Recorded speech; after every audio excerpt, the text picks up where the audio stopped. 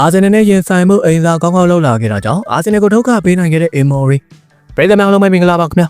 ဘယ်လိုလဲအကောင်းဆုံးအချိန်တွေကိုကျွန်တော်တို့မြင်တွေ့နေရတဲ့ကာလဖြစ်ပါတယ်ဘော်ဒီဗီတာကသူရဲကောင်းဆန်ဆန်နဲ့အနာရဖို့အတွက်မျှော်လင့်ချက်တွေပေးနိုင်ခဲ့ပေမဲ့တတိတခြားလိုချိန်မှာတော့တခါခံလိုက်ရတာပါပဲဒက်ကလာရိုက်ကိုလွတ်လွတ်ကျွတ်ကျွတ်လွတ်ပေးထားမှုကနေထေပါကိုပြန်ပေးလိုက်ရပါတယ်ဒါမျိုးကန်ဝင်ပေးကြတာတပွဲလုံးမှာဒီတစ်ချိန်လောက်ဖက်ရှိတယ်လို့ပြောရမှာဖြစ်ပေမဲ့အဲ့ဒီတစ်ချိန်ကပဲမန်ယူကိုတသက်မပေးနိုင်စရာဒဏ်ရာတွေကိုပေးသွားခဲ့ပါတော့တယ်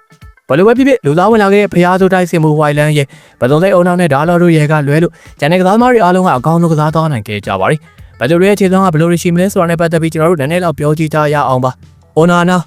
ဆိုစီတန်တဲ့ပွဲစဉ်မှာတော့လက်စွမ်းပြကာကွယ်မှုတချို့ပြုလုပ်နိုင်ခဲ့တဲ့အိုနာနာကဒီပွဲစဉ်မှာလည်းအဲ့ဒါမျိုးထပ်လုပ်ပြနိုင်ခဲ့ပါတယ်အော်ဒီဂိုင်ရမိုင်းစားကန်ချက်ကိုလက်ချောင်းတိတ်လေးနဲ့ကာကွယ်သွားခဲ့ပြီးဂိုးထဲမှာဝင်အောင်ပုတ်ထုတ်ပြသွားခဲ့တာပါတပွဲလုံးချုပ်ကြည့်ရင်တော့အဝေးဘောပေးပို့မှုတွေတောက်တလွဲဖြစ်နေတာကလွဲရင်โอเคပါတယ်လန်နီလော့ဖ်ဝယ်မကစားရတာကြလို့နည်းနည်းလေးအန်တာတန်ဖြစ်နေတာလွဲရင်အဆင်ပြေပါတယ်ရှင်းလင်းပြတ်တော့မှုတွေမှာပြောစရာမလိုအောင်ကောင်းမှုခဲ့ပြီးဒါရီကအတော်လေးလည်းအရေးပါခဲ့ပါတယ်ဒီလစ်ပွဲချိန်စားပိုင်းတွေမှာတော့စိုးရိမ်မှုတွေနည်းနည်းလောက်ဝင်နေတဲ့ပုံပါပဲဒါပေမဲ့အချိန်ရလာလေးပိုကောင်းလာလေးဆိုတဲ့ခြေစွမ်းမျိုးကိုတွေ့ခဲ့ရပါတယ်အရေးပါတဲ့အကောင်းဆုံးသောဖိတ်ဆို့ကာကွယ်မှုနဲ့ရှော့ထုတ်ပြတ်တော့မှုတွေကိုပြုလုပ်နိုင်ခဲ့ပါတယ်မလိုအပ်ဘဲနောက်ပြန်ပေးနေတာကလွယ်လို့မဲယုံနောက်တန်းကိုအကောင်းဆုံးဦးဆောင်ကစားသွားခဲ့တယ်လို့ဆိုရမှာပါမက်ဇရာဝီမန်ယူရဲ့အရေးသွေးမိကစားသမားတယောက်ဖြစ်တဲ့ဆိုတာကိုတတ်သိပြခဲ့ပါတယ်တင်မာကိုဒုက္ခပေးနိုင်ခဲ့သလိုဒက်ကလန်ရိုက်ကိုလည်းအခက်တွေ့အောင်ကစားနိုင်ခဲ့ပါတယ်အနီးကပိတ်သွင်းမှုတစ်ခုမှာစိတ်မလို့ပဲထိချမှန်ခဲ့ရင်အနိုင်ကိုရှင်ဖြစ်လာဖို့တော့အခွင့်အရေးရှိခဲ့တာပါ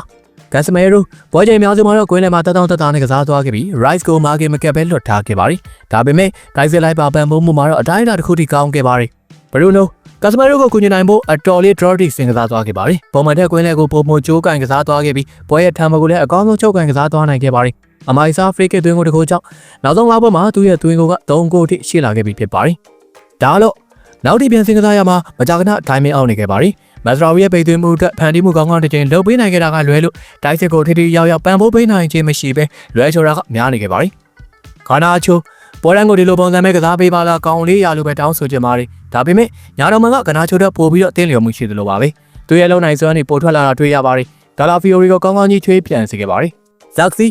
အထောင်တိုင်းစင်ညာကနေပွဲထွက်လာခဲ့ရတယ်ဆိုပေမဲ့နှစ်ထပ်ကန်စေအတွက်နောက်ကိုစင်းကိုနေရတာပဲများခဲ့ပါတယ်ကောင်းမွန်တဲ့အားထုတ်မှုတွေရှိခဲ့ပေမဲ့ဂါဘရီယယ်ဆာလီဘာတို့ကို physical ချင်းရှင်မတိုင်းနိုင်ခဲ့တာကိုတော့တွေ့ရပါတယ်ပြည်သူများအနေနဲ့ကရောအာဆင်နယ်နဲ့ပွဲမှာပါဝင်ကစားသွားခဲ့ကြတဲ့မန်ယူကစားသမားတွေထဲမှာဘယ်သူကိုအကြိုက်ဆုံးသဘောကျဆုံးဖြစ်ခဲ့ပါသလဲကောမန့်ကနေပြောပြခဲ့လို့ရပါတယ်အဆုံးထိကြည့်ရှုပေးခဲ့ကြတဲ့အတွက်အားလုံးကိုကျေးဇူးတူပဲတင်ရှိပါတယ်ခင်ဗျာ